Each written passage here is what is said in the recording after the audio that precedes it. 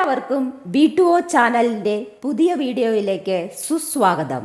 ഇന്ന് ഞങ്ങൾ നിങ്ങളെ പരിചയപ്പെടുത്താൻ പോകുന്നത് വളരെയധികം പ്രത്യേകതയുള്ള ഒരു മുരുകക്ഷേത്രത്തെയാണ്. പാലക്കാട് ജില്ലയിൽ പ്രസിദ്ധമായ കൽപ്പാത്തി ഗ്രാമത്തിനോടടുത്തുള്ള പുഴ നടുവിൽ വട്ടമല ശ്രീ മുരുകക്ഷേത്രത്തെയാണ് ഇന്ന് പരിചയപ്പെടുത്തുന്നത്. ഈ മാപ്പിൽ കാണുന്ന പോലെ പുഴയുടെ നടുവിലായിട്ടാണ് ഈ ക്ഷേത്രം. വരൂ, നമുക്ക് യാത്ര തുടരാം.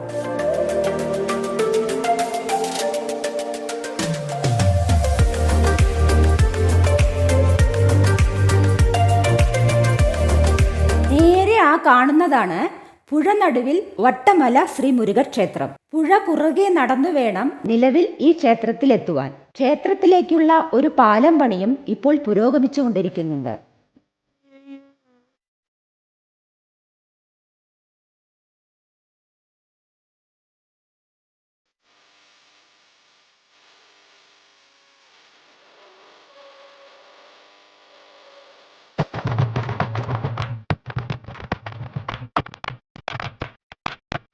ഇനി നമ്മൾ പുഴ കടന്ന് ഇക്കരെ എത്തി.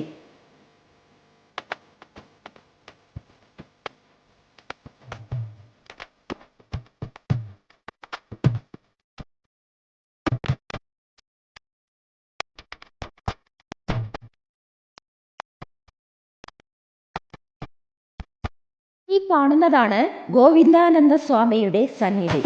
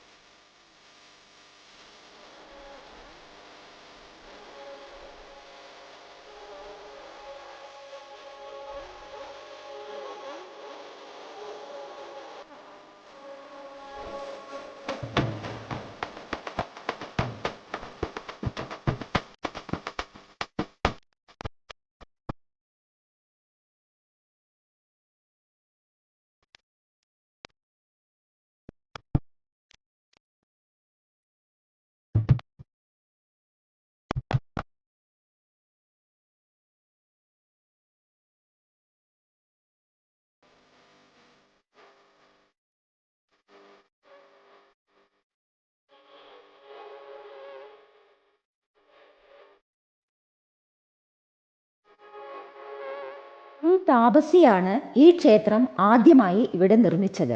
ഈ കാണുന്നതാണ് ക്ഷേത്രത്തിന്റെ ആദ്യത്തെ നില. ഇവിടെ അനന്തപത്മനാഭ സ്വാമിക്കായി ഒരു പ്രത്യേക സന്നിധിയുണ്ട്. മറ്റു ഉപദേവതകളും ഇവിടെയുണ്ട്.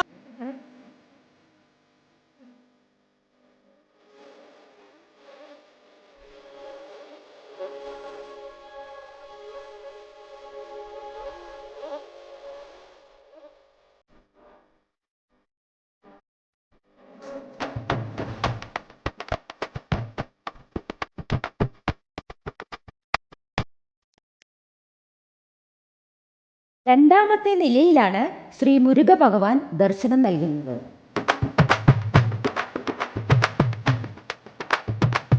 ഇവിടെ നിന്നും ചുറ്റുമുള്ള കാഴ്ചകൾ അവർണ്ണനീയമാണ്.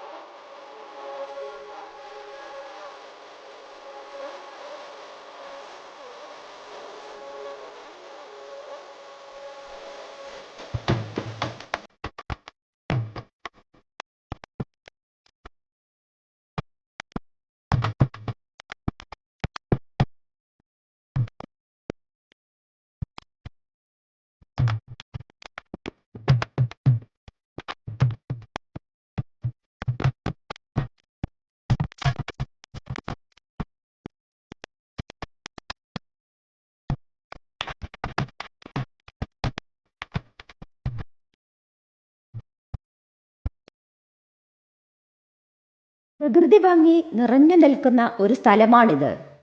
പുഴയും മലയും എല്ലാം അതിന് ഭംഗി കൂട്ടുന്നു.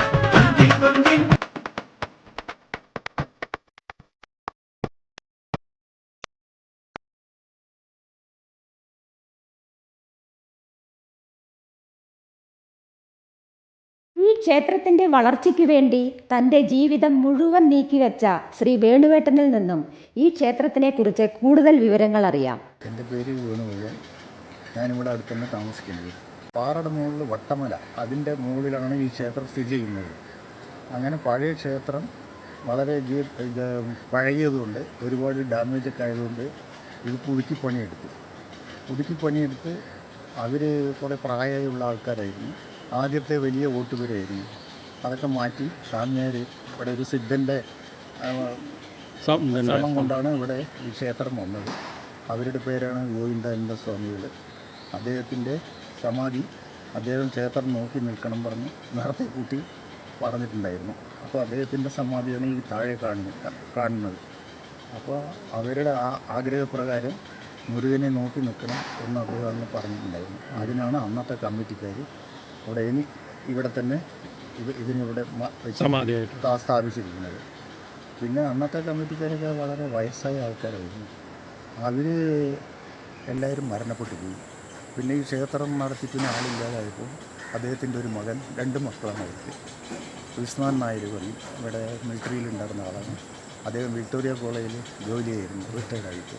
പിന്നെ അവരാണ് ഇതെല്ലാം ഒലക്കോട് കുറച്ച് ആൾക്കാർ മരപ്പേട്ട കച്ചവടക്കാർ അവരെ കൂടിയിട്ട് കമ്മിറ്റി ഉണ്ടാക്കി വീണ്ടും ഈ ക്ഷേത്രം ഫ്രണ്ടേജ് മാത്രം വാർത്ത അതും ഇതുമാതിരി തന്നെ ഡാമേജായി അദ്ദേഹം മരണപ്പെട്ടു പോയി. അപ്പോഴാണ് 1984 അപ്പോഴാണ് ഞാൻ ഈ ക്ഷേത്രമായിട്ട്, അവരുടെ മകനാണ് ഞാൻ. അപ്പോൾ ഞാൻ പോയിട്ട് വിളക്കൊക്കെ വെക്കാം എന്ന് പറഞ്ഞു. അങ്ങനെ താക്കോല് വാങ്ങി പിറ്റേ ദിവസം അദ്ദേഹം മരിക്കുകയും ചെയ്തു. അങ്ങനെ ഞാൻ ഇവിടെ വേണ്ടിയതാണ്. ഇപ്പോൾ 40 കൊല്ലം ഞാൻ ഒറ്റയ്ക്കാണ് ഇതൊക്കെ കൈകാര്യം ചെയ്യണം.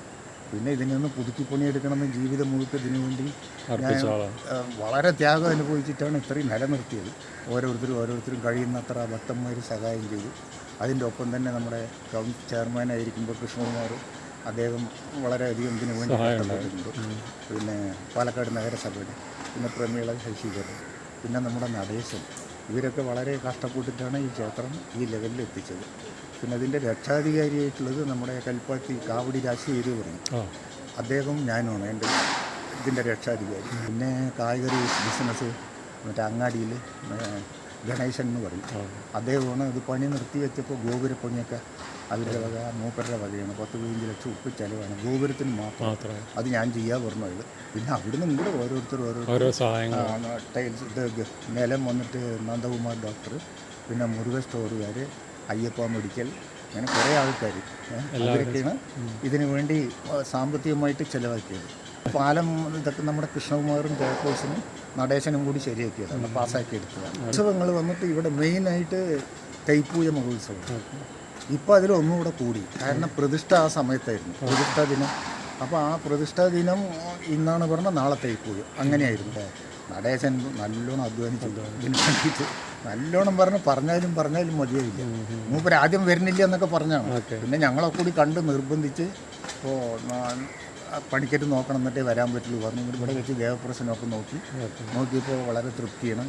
നടേശൻ നിന്നോളൂ, ഒന്നും പേടിക്കേണ്ട, നല്ല മാറ്റം വരുമ്പോൾ അവിടെ നിങ്ങളുടെ അമ്പലത്തിൻ്റെ പണി പൂർത്തീകരിച്ചു വന്ന ശേഷമാണ് ഈ പണികളൊക്കെ ഫുള്ളാക്കി പൂർത്തീകരിച്ചത്. നാളെ നമ്മൾ മരണപ്പെട്ടാലും നാളെ ഒരു അനാഥയായിട്ട് അമ്പലം നടന്നു പോകും. ഇത്രയും കാലം മുരുകനെ നോക്കി രാജാവായിട്ട് തന്നെ നിർത്തി. ഇത് എന്നും നിലനിൽക്കുമല്ലോ. നാളെ ഭയങ്കരമായ ഇമ്പ്രൂവ്മെൻ്റ് ആവും. പല ഭാഗത്തും ജനങ്ങളിപ്പോൾ ഈ പാലത്തിൻ്റെ പണി കഴിയാൻ കാത്തിരിക്കുന്നു. മുരുകൻ എല്ലാ അനുഗ്രഹങ്ങളും വേണോട്ടിന് തരട്ടെ. ഈ അമ്പലം പൂർണ്ണ അഭിവൃദ്ധിയിലേക്ക് പോട്ടെ. സർവ്വനെ നല്ല സ്ഥിതിയിലെത്തി. നിങ്ങളൊന്നും ഇതൊക്കെ ചോദിച്ച് മനസ്സിലാക്കി ചുരുക്കത്തിൽ പറഞ്ഞാണ് ഞാൻ. സന്തോഷം വേണോട്ടെ. സർവ്വ ഐശ്വര്യങ്ങളും ഉണ്ടാകട്ടെ. മുരുക നമസ്കാരം.